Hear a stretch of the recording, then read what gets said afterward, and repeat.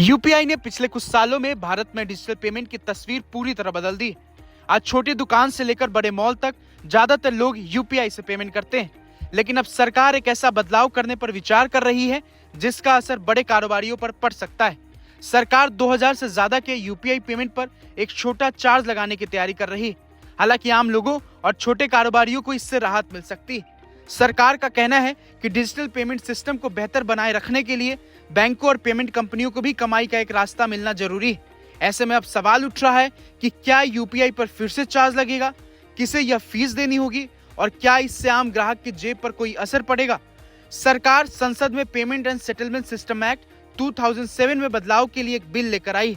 इस बदलाव के बाद 2000 से ज्यादा के यूपीआई ट्रांजैक्शन पर बड़े कारोबारियों से 0.25% से 0.35% तक मर्चेंट डिस्काउंट रेट यानी एमडीआर लिया जा सकता है। एमडीआर वह फीस होती है जो कोई दुकान या कारोबारी डिजिटल पेमेंट स्वीकार करने पर पेमेंट प्रोसेस करने वाली कंपनी को देता है। सरकार की तैयारी के मुताबिक जिन कारोबारियों का सालाना कारोबार 1.5 करोड़ रुपए तक है, उन्हें इस चार्ज से बाहर रखा जा सकता है। यानी चाहे ग्राहक 2000 से ज्यादा का भुगतान करे, फिर भी ऐसे छोटे कारोबारियों पर एमडीआर लागू नहीं होगा। इससे छोटे दुकानदारों पर अतिरिक्त बोझ नहीं पड़ेगा। सरकार ने जनवरी 2020 से यूपीआई और रुपे डेबिट कार्ड पर एमडीआर पूरी तरह खत्म कर दिया था। इसका मकसद ज्यादा से ज्यादा लोगों को डिजिटल पेमेंट के लिए बढ़ावा देना था। इसके बाद यूपीआई का इस्तेमाल तेजी से बढ़ा और आज यह देश का सबसे बड़ा डिजिटल पेमेंट प्लेटफॉर्म बन चुका है। एमडीआर खत्म होने के बाद सरकार 2000 से कम के यूपीआई ट्रांजैक्शन पर 0.15% की मदद देती है।